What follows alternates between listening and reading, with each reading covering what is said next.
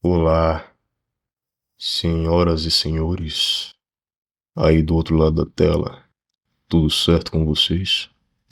Espero que sim, espero que esteja tudo na mais perfeita ordem. Bom, hoje vamos falar sobre a diferença entre desenvolvedor e programador. E sim, há uma diferença, por mais que seja sutil, existe. E eu já vou começar falando que todo programador é um desenvolvedor, mas nem todo desenvolvedor é um programador.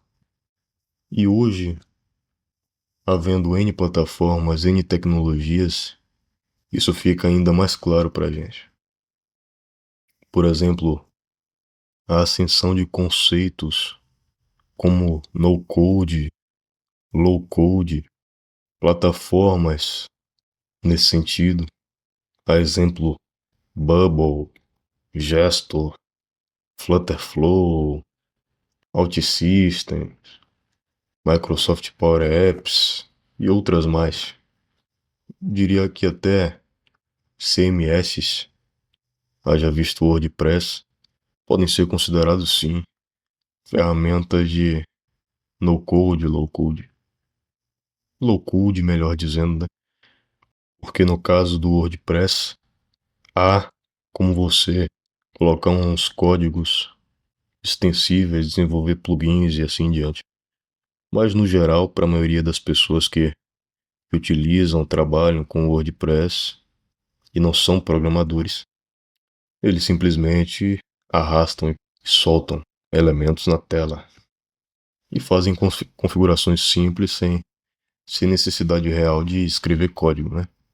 Eu conheço uma pessoa que trabalha com administração, gestão, organização de empresas, e essa pessoa utiliza bastante o Excel, e além disso, eventualmente ela está desenvolvendo certos sistemas como se fossem microsas para fazer pequenas funcionalidades, sistemas simples, bem específicos. E essa pessoa, ela não sabe desenvolver uma linha de código real.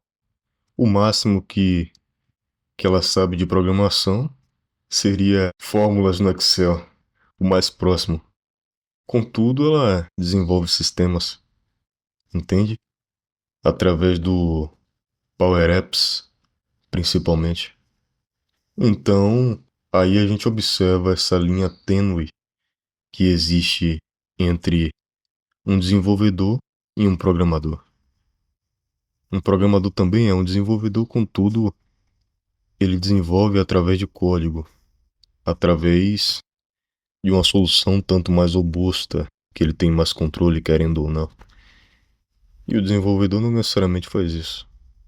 Pode ser muito bem um sujeito que não sabe nada de programação, contudo, entra em um bubble da vida e desenvolve algo interessante. Mas agora, pensando de maneira um pouco mais aprofundada sobre essa discussão, podemos analisar outras questões. Por exemplo, um engine de games.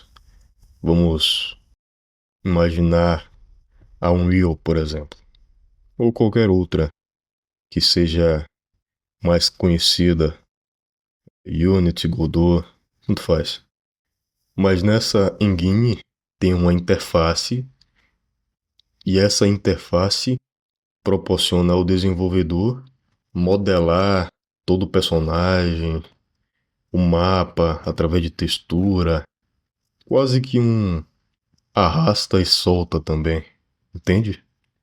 Eu não sou especialista, não entendo muito de desenvolvimento de games, mas pelo que eu vejo, isso se assemelha muito a um low code também.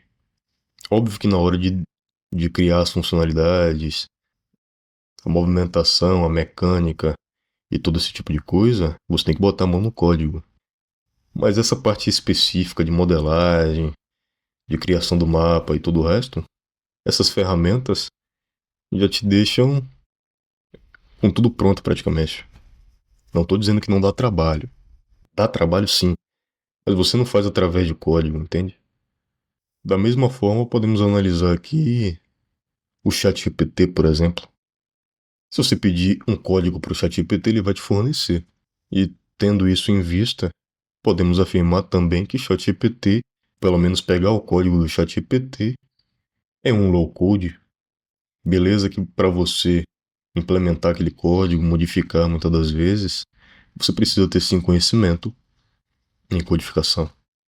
Até mesmo para pedir algo para o ChatGPT nesse sentido, você precisa de ter esse conhecimento específico. Mas você compreende que não deixa de ser low code? Você compreende que esse tipo de coisa está cada vez mais presente na vida do programador mesmo? Não só do desenvolvedor, do programador que bota a mão no código.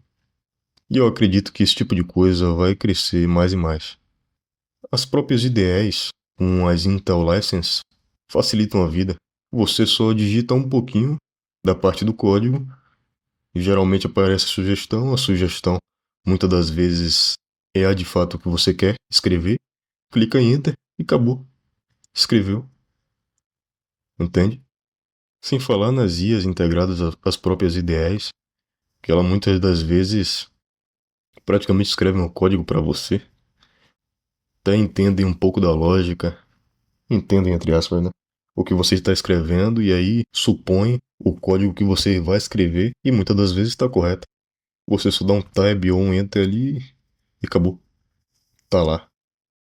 Outro exemplo também muito forte disso é o Delphi, que na própria IDE, para você criar lá a interface do sisteminha desktop, é só você arrastar e saltar também.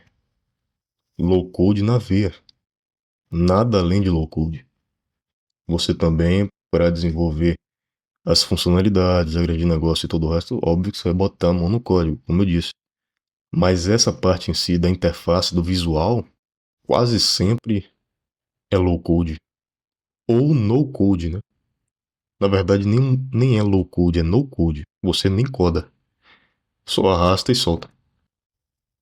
Então a gente acaba que percebe que as coisas estão cada vez mais integradas.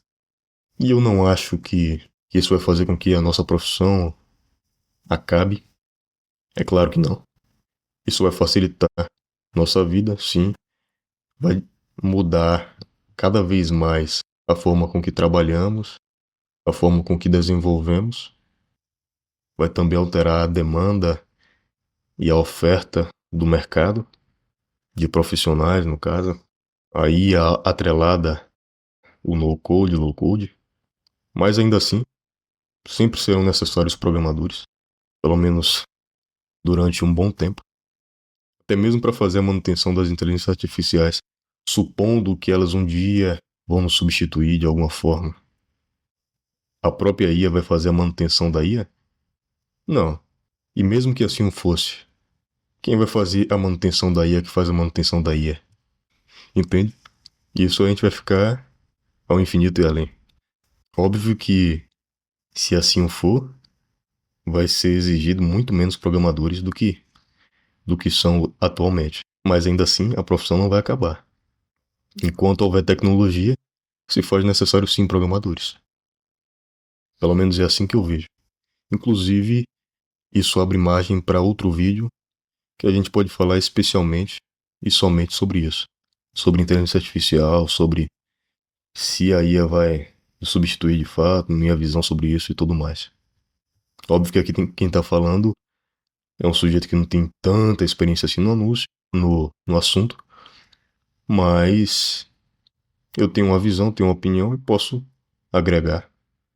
E afinal o canal é meu e se eu tiver com vontade de falar sobre isso, eu vou falar assim. Mas como último tópico aqui eu separei, a gente poderia dizer que abstração é um low code? Polêmica é assim. Ou seja, tudo que não é assembly, ou até melhor, tudo que não é binário é low code. De certa maneira, eu acho que pode-se dizer que sim, né? Pelo menos em essência.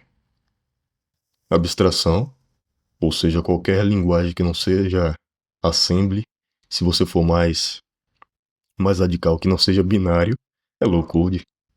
Você vai codar menos, você vai estar imbuído de facilitações, então Se não é low code, o que é?